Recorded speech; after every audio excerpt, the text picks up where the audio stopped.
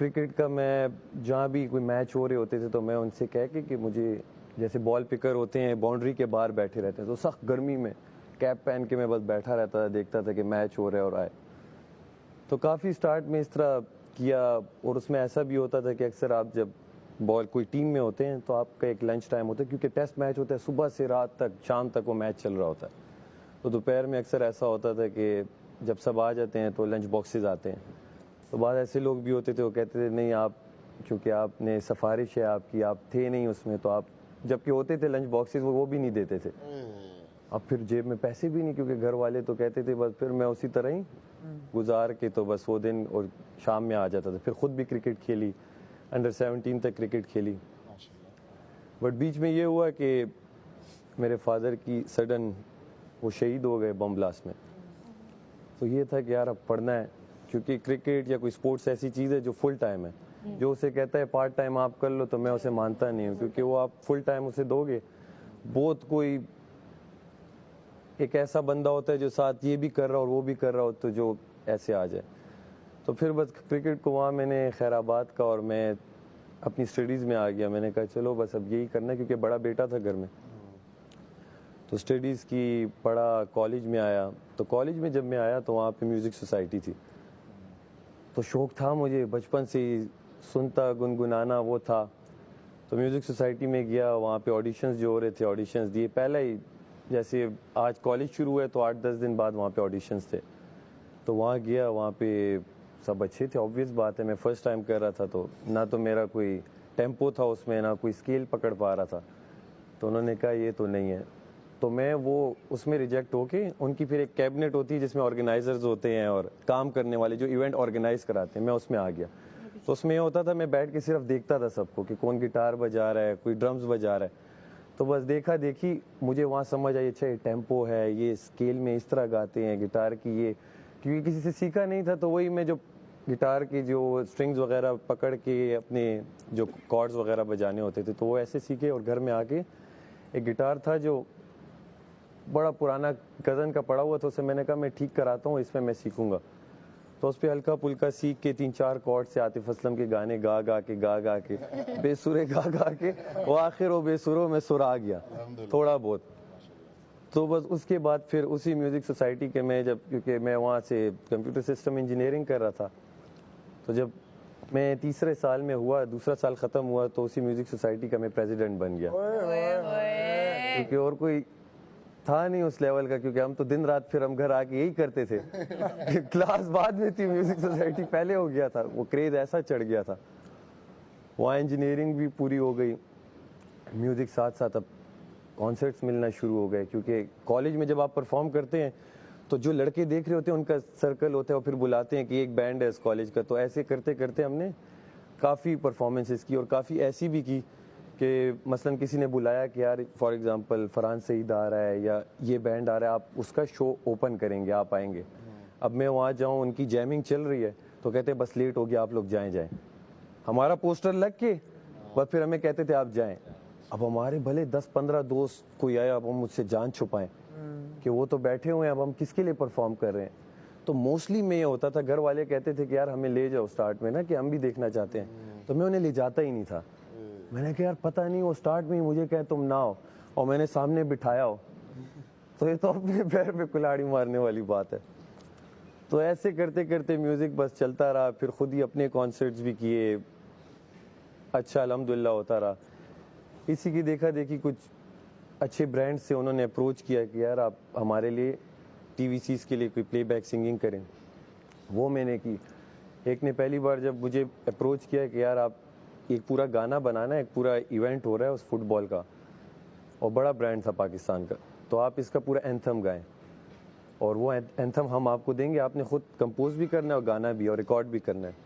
تو میں نے اسے جو بجٹ دیا تو اس نے اس کا مجھے, خیر بیچ کی باتیں تو نہیں بتاتا, مثال کے طور پہ میں نے اسے 10 روپے بولے تو اس نے مجھے 100 روپے دیے.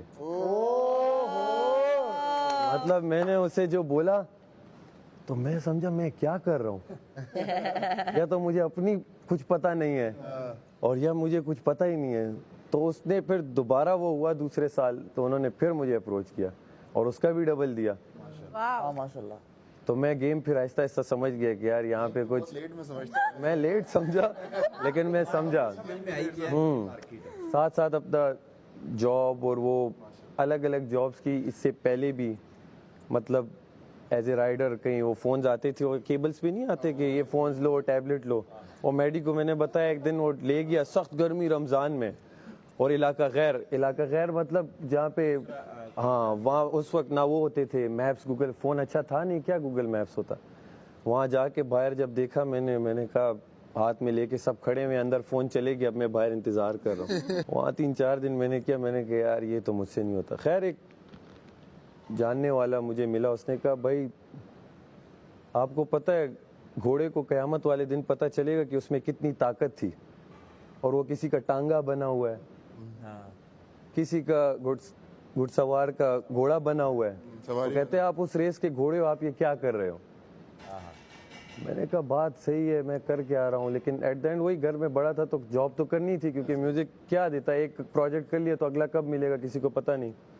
تو ساتھ ساتھ میں نے جاب بھی کی جیسے سافٹ ویئر کی اپنی کسی فرم میں ساتھ ساتھ وہ ابھی تک چل رہا ہے جہاں بھی ہوتا ہے ویب سائٹ بنانا یہ چیزیں وہ چل رہی ہیں. تو خیر جہاں میوزک کی بات آئی بیچ میں ایسے بھی پروجیکٹ ہوئے بڑے نام ہیں پاکستان کے میں نے ان کے لیے اتنا بڑا ٹی وی سی کیا انہوں نے کہا آپ یہ بس کر کے بھیجیں اور آپ کو پیمنٹ اتنے دن میں ہو جائے گی. اس کے بعد میں نے کوئی 40 میسیجز بھی کیے ہوں گے کوئی رپلائی نہیں. اور اس میں ایسے ایکٹر جو آج کل نامور ہیں وہ پشتوں کا تھا ایکٹر وہاں کے تھے ایسی چیزیں بھی. بٹ الحمدللہ تماشا میں پھر جب ہوا میں نے ایک ایسی ویڈیو بنائی اور سٹوری پہ دے دی اپنے کہ یار اس بار پشاور سے بھی کوئی ہونا چاہیے. اور میں آڈیشن کا کچھ اس وقت تھا بھی نہیں صرف ایک آیا تھا تماشا آ رہا ہے. وہ کسی ایک فین نے کہیں اپنے اس پہ لگا کے اور بادشاہ سلامت تو ان سب کو ٹیگ کی ہوئی تھی.